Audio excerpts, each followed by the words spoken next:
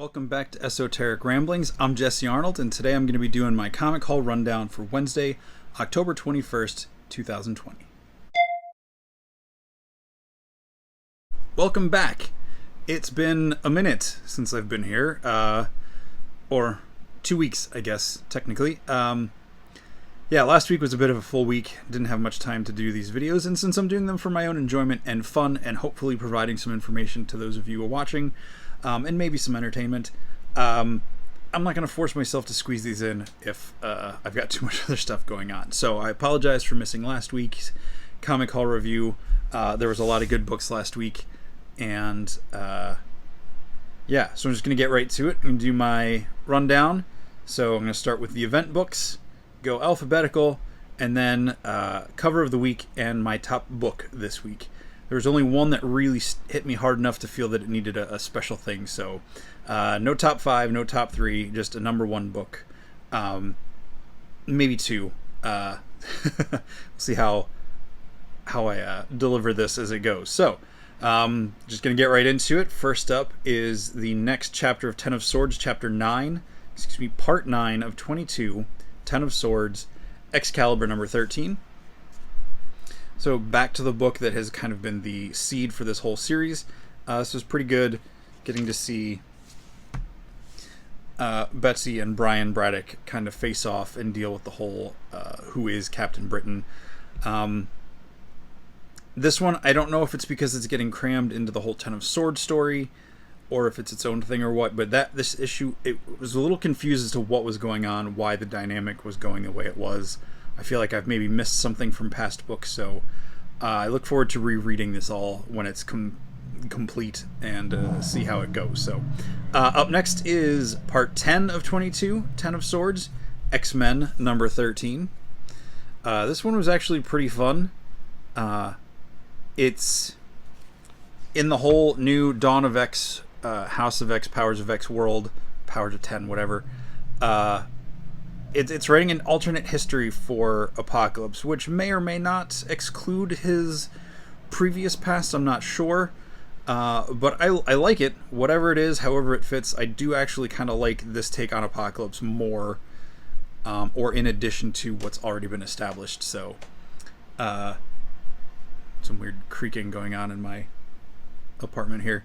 So that's it for Ten of Swords this week. And we're almost at the midpoint with next week's one-shot Stasis, so we'll see where this goes. Alright, next up, not really an event, but kind of a bigger story arc, Spider-Man 50.LR for Last Remains. This is, I believe, the alternate, this is the B cover, with Spider-Man dealing with all of his spider pals in not such an amazing way. Good story. This Kindred story that's been building up for the last 2 years or year and a half, however long it's been, is really paying off, and I'm liking what they're doing here. So this is spitting out a 49 and 50 last week and the week before. So it's been a nice build-up, nice pace. Really liking what Nick Spencer and crew are doing with Spider-Man right now. Up next is Aquaman 64. After a 2-issue story arc with some other characters, we are back with Arthur and Mera and some of the other crew. I'm generally a really big fan of Kelly Tsu DeConnick. I really liked her run on Captain Marvel. The earlier Aquaman arcs I liked. This one I'm not liking so much, and I'm not blaming anyone. I think it's because of some of what DC's been planning and doing. I don't know, this one's not quite striking me. The whole struggling over who gets to rule Atlantis, at least since I've been reading with the New 52, and then through Rebirth and everything, it just feels like Aquaman and Mera and Orm and all that struggle, it never stops. You feel like you get some progress with it. And again, I don't know if that's just DC mandate or just what the creators want to do. It's not bad. I'm not saying it's bad. It's a good story, and it's got great art and everything. It's just not hitting me as much as maybe the second or third time they've told the struggle for the Throne of Atlantis since I've been reading the last 8-9 years or whatever. All right, up next, Catwoman 26, and I will be 100% honest with you, I did not read this issue. I'm a sucker for Joelle Jones covers and art and anything she works on, and I know she started this series, so anytime she does a Catwoman book cover especially, I will grab it. So I'll probably read it eventually, I just not get to it yet. But it is in the fallout of the Joker War, the collateral damage, which I read that, so I'm sure I will find this interesting when I get to it. And surprise, surprise, it's not my cover of the week, but up next is Fantastic Four number 25. This is the Art Germ, Stanley Art Germ Lau variant, Dr. Doom, which will go nicely with the 4 that I got when number 1 came out a while back. Really enjoying Fantastic Four. I'm finally glad, since I started really getting back into comics about 10 years ago, that all the different times I've tried reading Fantastic Four in that time period, this has been the series that really is working for me. So if you want to read about Marvel's first family, I would definitely recommend this Dan Slott and crew run, starting with number 1 from a year and a half ago. Up next, Juggernaut, number 2.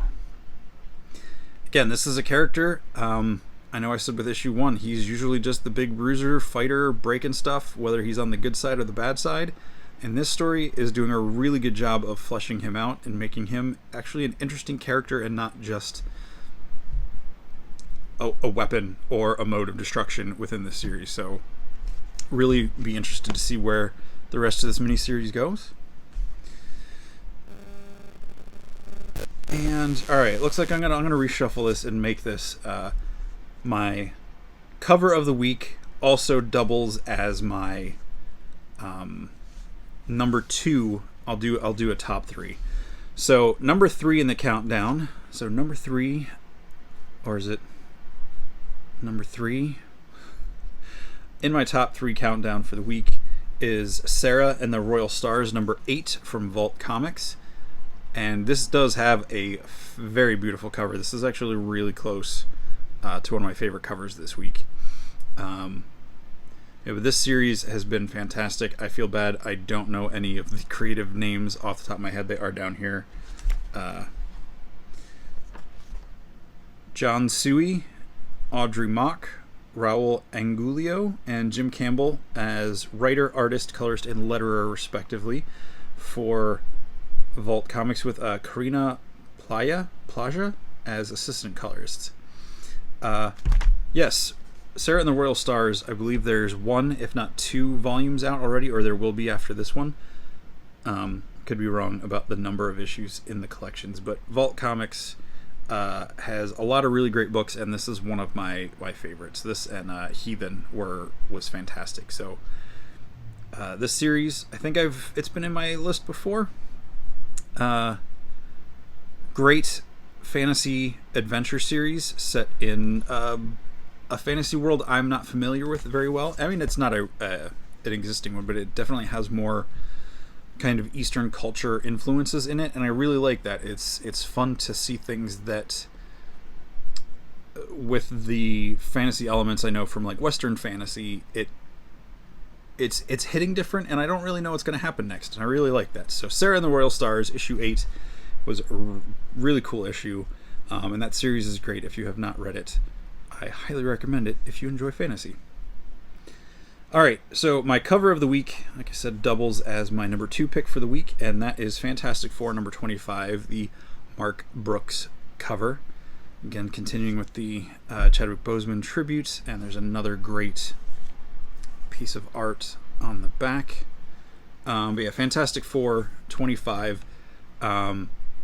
This is great. It's building off what happened in Empire and the results of Empire, with some of the Kree and Skull children, respectively. It's the two kids they rescued, and their status now with the team, and sets up a new villain, a new threat, and maybe the Fantastic Four have to work with Doctor Doom yet again, despite their frustrations with him. So yeah, it's really good. I like how there's some callbacks to earlier issues and events that happened. Fantastic Four 25, Dan Slott, RB Silva, and Jesus Obertov as the creative team. And it looks like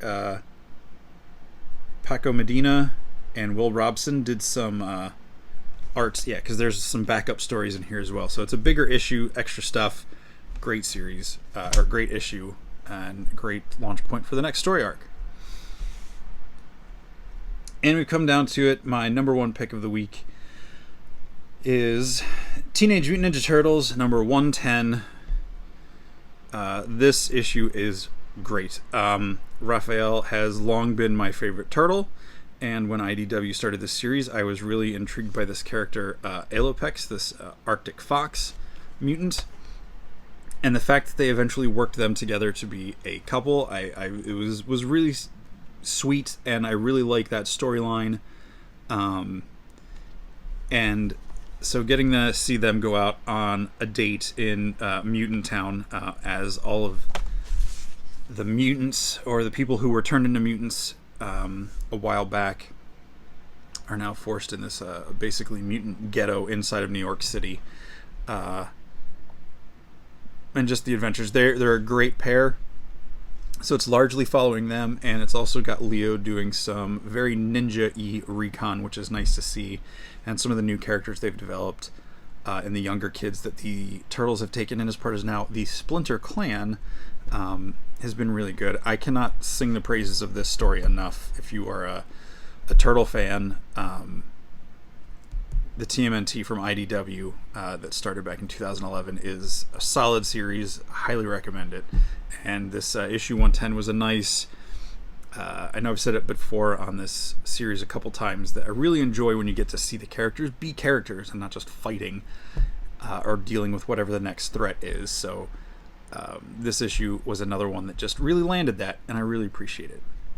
So that's it. Thanks for watching my comic rundown this week for October 21st.